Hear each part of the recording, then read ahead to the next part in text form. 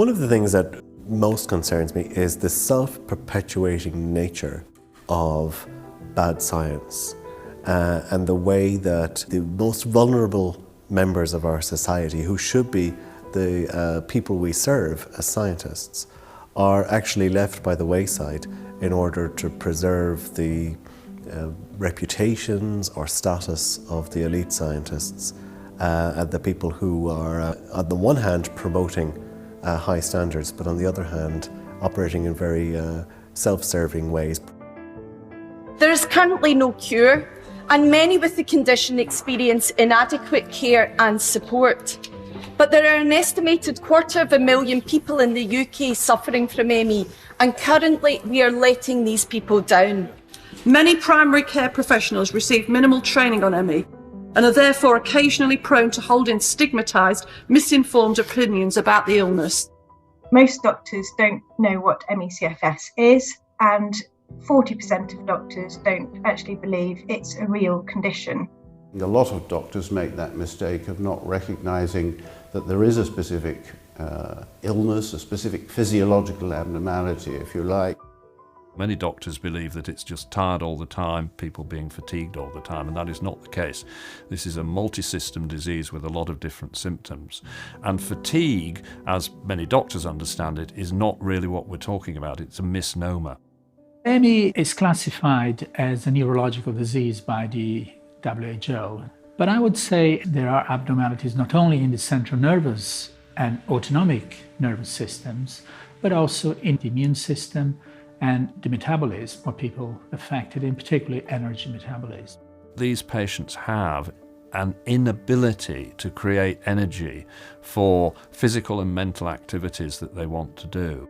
On average, people with ME/CFS have lower quality of life compared to people with multiple sclerosis, rheumatoid arthritis, cancer or depression. The pain was immense.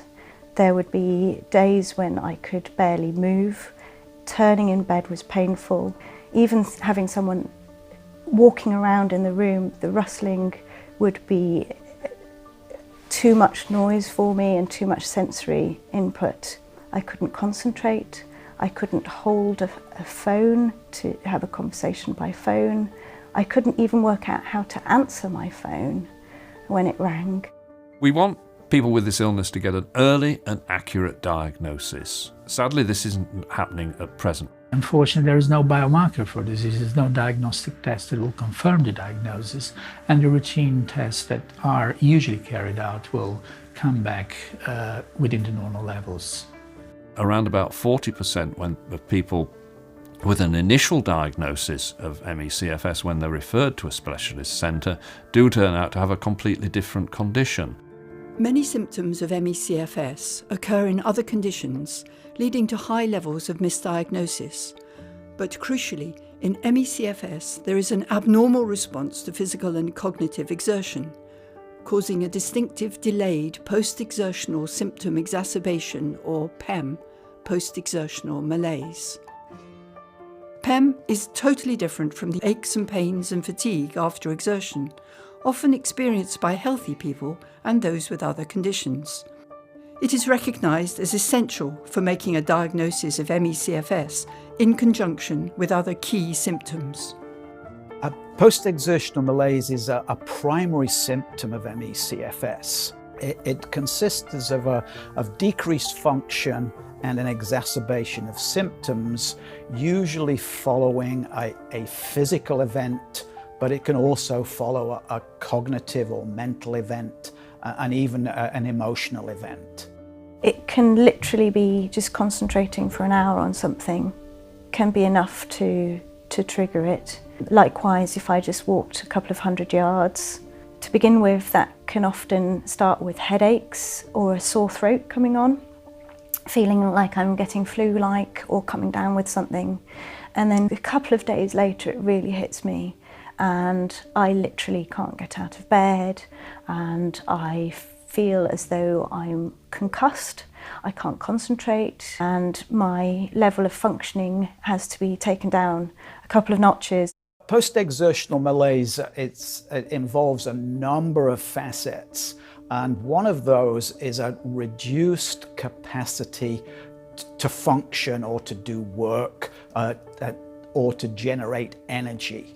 And I'm sure there are no physicians out there that would willingly hurt their patients.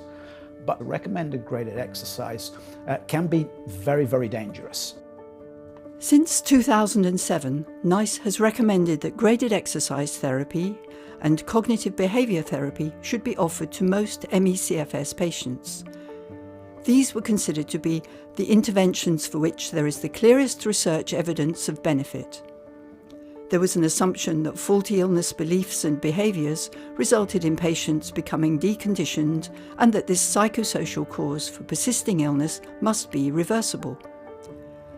NICE has now found the evidence for the efficacy of GET and CBT to be of very low or low quality, leading to a major reversal of policy. GET and CBT are not recommended as effective or curative treatments for ME/CFS in either the draft guideline 2020 or the final unpublished guideline August 2021. Both these contain warnings about the dangers of using GET and CBT as treatments.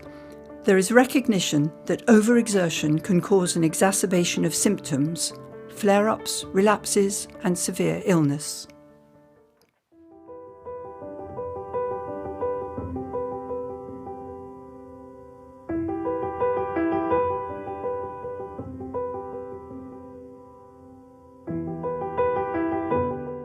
The recommendation of graded exercise has caused untold physical damage to thousands of people.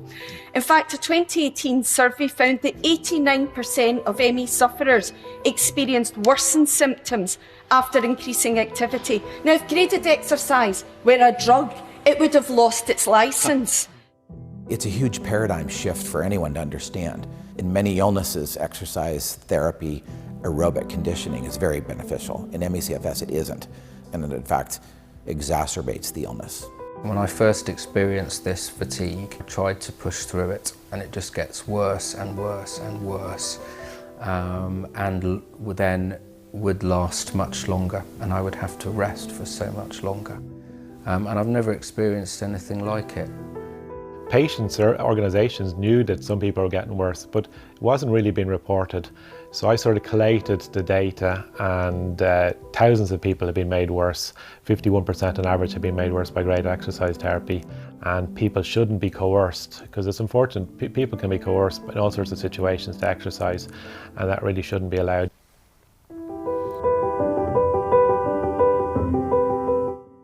Once ME/CFS was framed as a psychosocial condition, patients were dismissed as unreliable witnesses who paid too much attention to their symptoms, spurned as malingerers, and were even demonised by the media. This has thwarted biomedical research and funding for decades, creating a vicious cycle of ignorance, harm, and neglect. Early management of ME/CFS appears to be crucial, but many young people had no say, no choice in their treatment, and were made severely ill for decades. The cognitive behavioural model of ME/CFS has harmed many thousands of patients and their families.